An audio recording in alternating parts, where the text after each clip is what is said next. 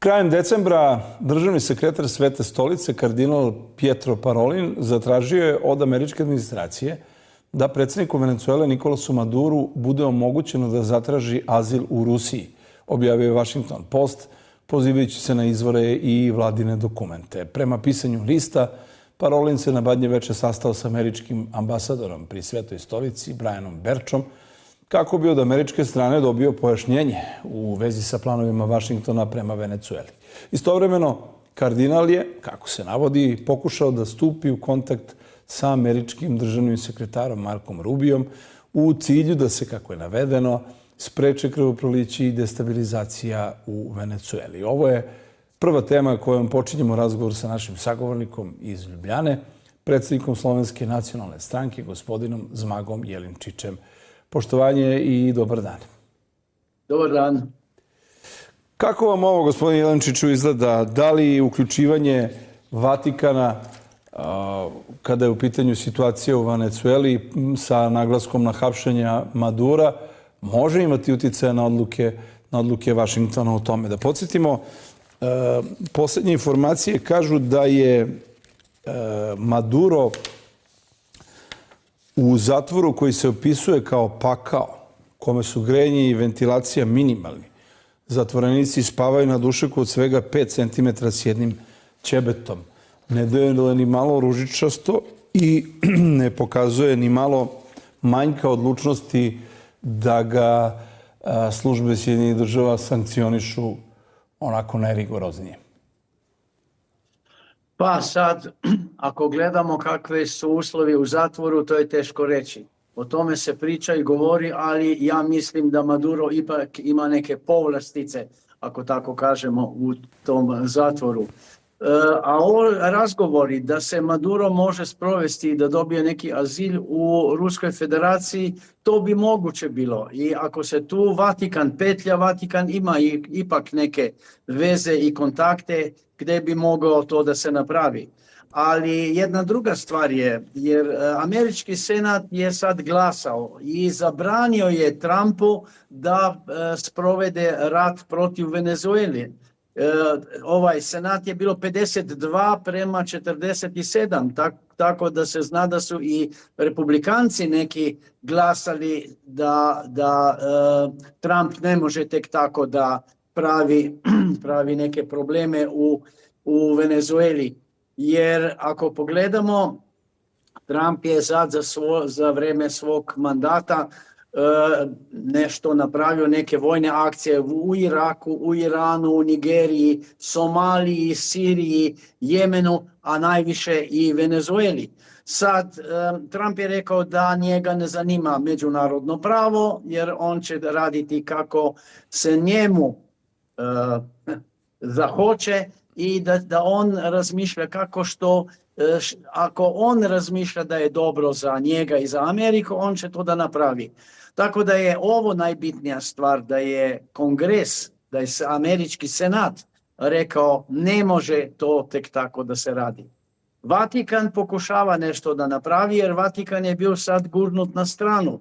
S jedne strane, Europska unija nema nikakve reči u tim stvarima i zbog toga pokušava Vatikan da nadomesti i da stavi svoje ime na listu onih koji odlučuju.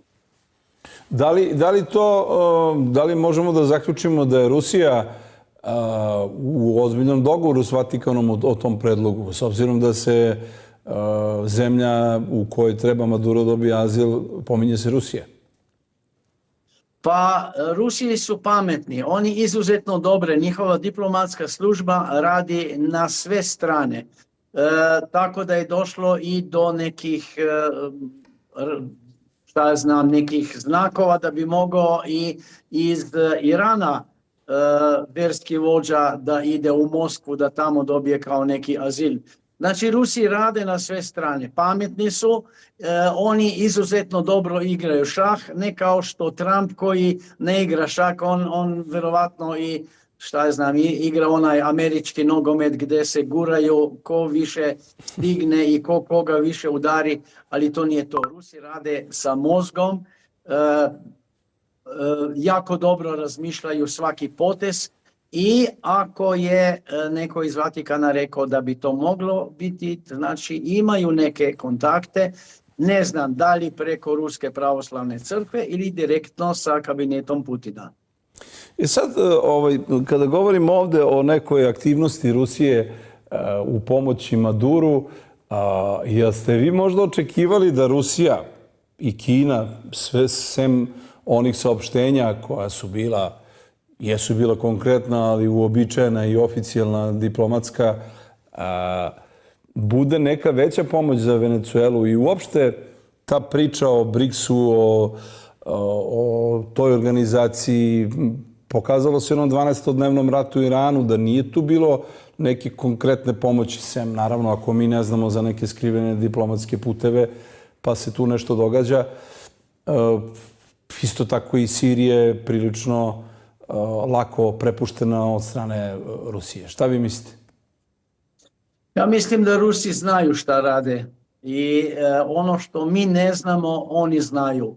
Jer diplomatija, pogotovo u vezi ovih vojnih akcija i tako dalje, to se radi potajno. To se ne priča na velika usta, to se ne objavljuje u novinama ili u nekim televizijskim spotovima. To se radi polako i mi ne znamo šta i kako se to dešava. U vezi Venezuele i u vezi Ruske federacije i Kine, oni rade polako, ne žuri im se, jer ako Amerika hoće da počnu one bušotine za naftu opet da prorade kao što je nekad bilo, oni tu trebaju najmanje 5 godina, a verovatno 7 godina pa i više. A za to vreme može se svašta može se desiti za to vreme.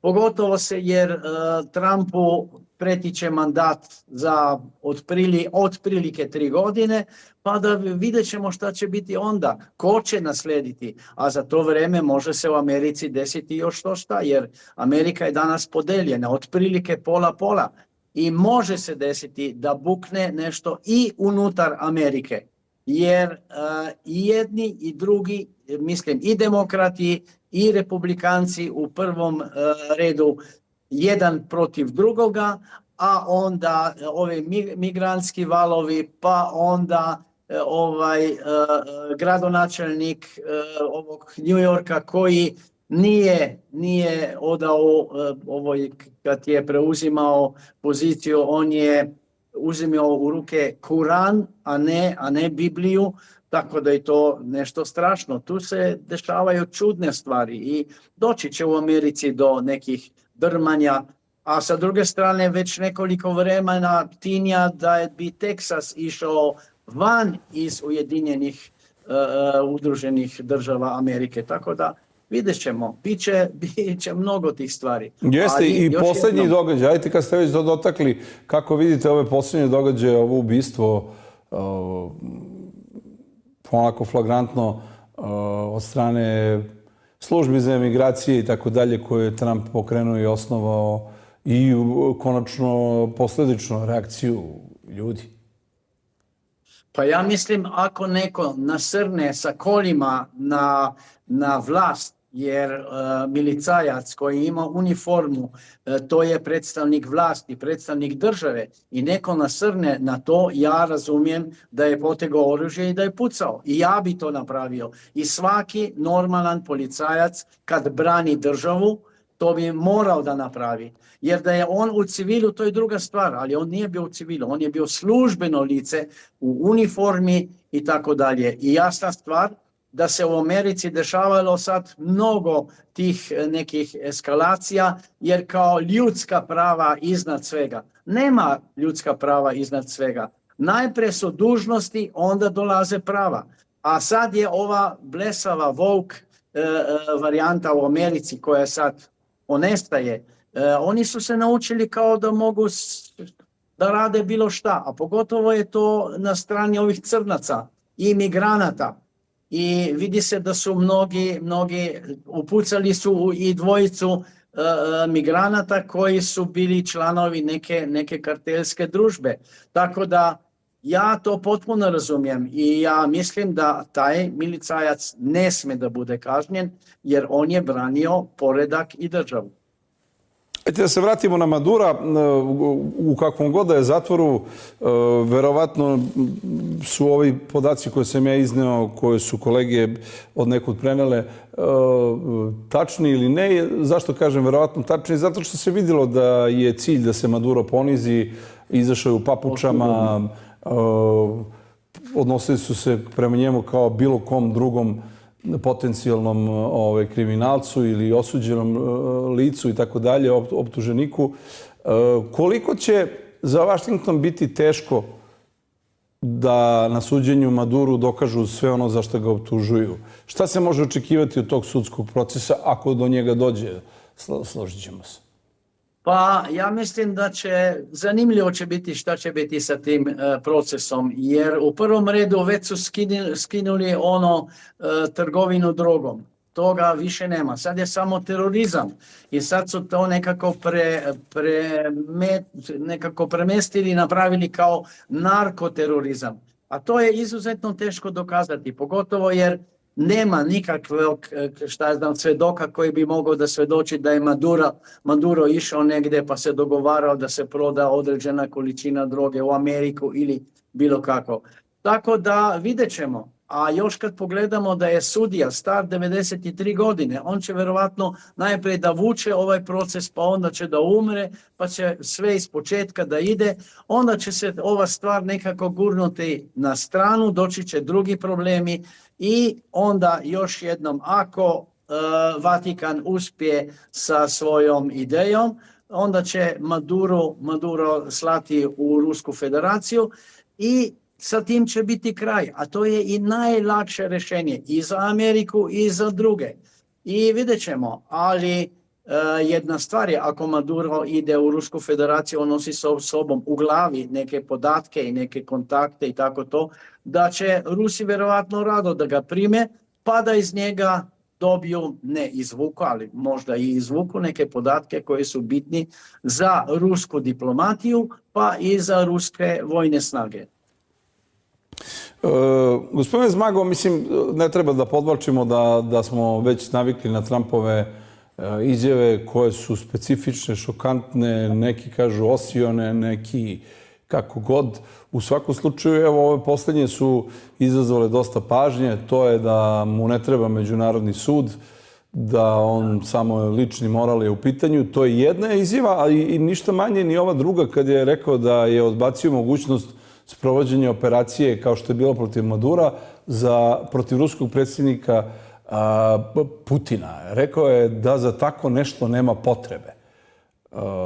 Kako vidite ove dve izjave?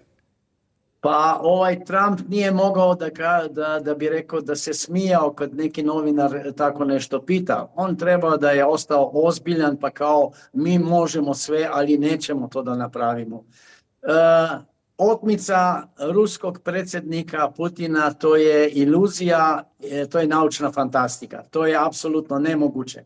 Može se desiti sa druge strane otmica Zelenskog, jer Zelenski pravi štetu i Ameriki, a da ne govorim što pravi Ukrajini, a Europi pravi biznis. Jedino Zelenski treba Europi, jer Europa se vuče na njega i gura određene količine novca u Ukrajinu, a od tog novca otprilike 30% ostaje u Briselu za briselsku ovu birokratiju i za one najviše frajere, uključivo sa ovom van der Leyenovom. Tako da, pogotovo kad vidimo sad, Evropska unija nije složna prema Ukrajini, već su tu sad u prvom redu Francuzi, Britanci u prvom redu, pa i Nemci. Ali i Nemci nisu više baš za to. I onda kad pogledamo šta misle ljudi u Evropskoj uniji, narod nije više za rat. Narod ima vrh glave ovog rata, a ima i vrh glave ovih Ukrajinaca koje kolaju Evropom, prave kriminalna dela, dobijaju sve džabe, dobijaju novac, dobijaju stanove i tako dalje. Onda kad pogledamo sad kad je bio Božić, kolike su bile kolone Ukrajinaca koji su kao bežali iz ratne države, pa su se sad vraćali tamo da se dobro provedu i vrate se. Po 20 km duge kolone automobila i autobusa koji su išli prema Ukrajini, a verovatno će se vratiti sad za nekih 10 dana.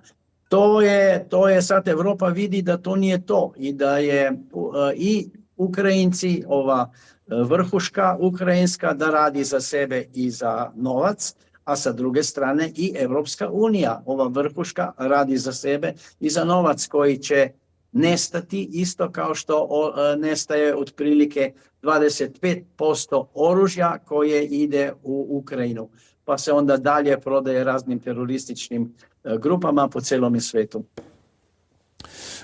Kad pominjete Nemačku, evo je izjave Armina Lašeta, predsjednika odbora za spoljne poslove Bundestaga, rekao je eventualno raspoređivanje nemačkih trupa u Ukrajini moglo bi da usledi tek nakon prekida vatre. Nemačka sve vreme najavljuje slanje svojih vojnika u Ukrajinu nakon eventualnog mirovnog sporazuma. Zašto niko još uvijek nije rekao Berlinu da to ne bi trebalo da govori, pa ni da radi zbog svoje nacističke prošlosti? I šta za Evropu znači to što je zemlja koja je u 2 svjetska rata počinila najveće zločine na planeti, sada u izvesnom smislu ponovo pokrenula svoju ratnu mašineriju? Da li opasnost od nemačke vojne sile nekako prolazi ispod radara ili se to možda namjerno dopušta? Pa Nemačka ima u svom genetskom kodu da mora, da su najglavniji pa da osvajaju tamo i dalje. A zna se da je Nemačka dobila po glavi u Prvom svjetskom ratu, ne toliko od Rusije, nego je dobila po glavi, ali u Drugom svjetskom ratu Rusi su uništili Nemačku. Mi treba da znamo da preokret u Drugom svjetskom ratu nije bio ona invazija u Normandiji, nego je bio Stalingrad. I treba da znamo da su Rusi dali 27 miliona žrtava, ljudskih žrtava u Drugom svjetskom ratu. A Njemci ne mogu da zaborave da su došli skoro do Moskve, pa da su ih onda Rusi oterali. Ja mislim da ovi Njemci na poziciji oni ne znaju šta će se im desiti ako žele da naprave i da stave neke nemačke sile, vojne sile na ukrajinsku teritoriju. Jer Rusi su rekli, ako sada dođe neka nemačka jedinica na ukrajinsko područje, to je legitimna meta i dobit će orešnik po glavi, tako i treba. A posle rata Ukrajini neće više biti. Možda će biti neki manji deo, nešto tek toliko, ali ja mislim da ni to neće biti, jer Zelenski gura ovaj rat dalje. To da govore da Putin ne želi mir. Putin želi mir, ali njemu se sviđa sa druge strane da ima kao ne sugovornika, nego govornika na drugoj strani, nekog glupog ovog Zelenskog, koji gura još rata, jer ako Zelenski, ako prestane sa ratom, on nestaje. Verovatno će ga, ja mislim da će ga i Amerikanci skinuti. A Njemci bi željeli, Njemci razmišljaju da bi stavili kao neke sile, isto kao što Englezi, ali neće doći do toga, jer neće imati ni snage, a neće biti ni države Ukrajine. A da li će imati snage da neko iz Evropske unije, tačnije, se suprotstavi Sjedinjenim državama ako krenu u preuzimanje Grenlanda? Pa ja mislim da do toga neće doći, ali ako pogledamo kako neke zemlje, ne baš one koje su u Europskoj uniji, nego neke koje bi željele da uđu u Europsku uniju, nek šalju svoje vojnike, kao što je, na primjer, Crna Gora slala 3 svoje vojnike kao instruktore u Ukrajinu, pa nek šalju još 2 vojnika da brane Grenland. Dobro, pratit ćemo, gospodine Zmago, pratit ćemo tu situaciju. Trump je tu bio originalno, pomenuo je i Rusiju i Kinu, rekao je da ne bi trebalo da to prepusti njima. Mnogi ne znaju da Sjedinjene države već imaju vojno prisustvo na Grenlandu prema sporazumu iz 51. Izgleda im to nije dovoljno. Hvala vam veliko na odvojenom vremenu. Svako dobro, pozdrav iz Beograda i srećna vam Nova godina i svi praznici. Sve najbolje. I vama također i svima gledalcima. Hvala lepo. Gospodin Zmago Jelinčić je to bio naš uvaženi sagovornik iz Ljubljane, predsjednik Slovenske nacionalne stranke.